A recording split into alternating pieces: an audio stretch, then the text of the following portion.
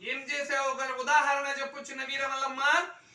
స్వామి అడుగుతున్నాడు కదా, ఇటు చూడు, స్వామిని చూడు, స్వామిని దర్శనం చేసుకొని మాట్లాడు.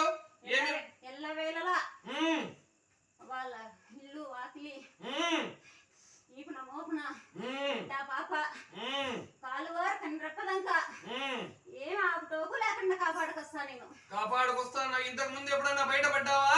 పన్నా. ఇప్పుడు ఎందుకు వచ్చావు ఈ స్థానంలో? చిన్న వీరమల్లమ్మ, స్వామి అడుగుతున్నాడు ఎందుకు బయలుపడ్డావు? పిలిస్తే వస్తా, పిలిస్తే పలుకుతా.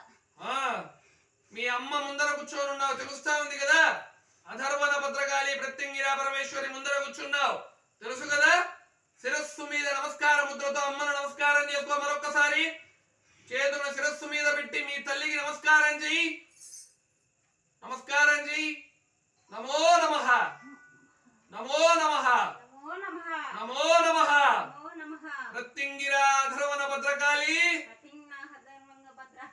నమో నమః. రక్షమాం. చిన్న వీరమల్లమ్మ, స్వామి యొక్క మాటను విని స్వామి ఆజ్ఞను పాలన చేస్తావు కదా. స్వామి శక్తి కళ్ళకు స్ఫురణ తెలుస్తాంది కదా. దశమహా విద్యా ఉపాసకుని ముందర కూర్చొని ఉన్నావు, తెలుస్తా ఉంది కదా చిన్న వీరమల్లమ్మ. మీ మిగిలిన 6 మంది అక్క దేవతలకు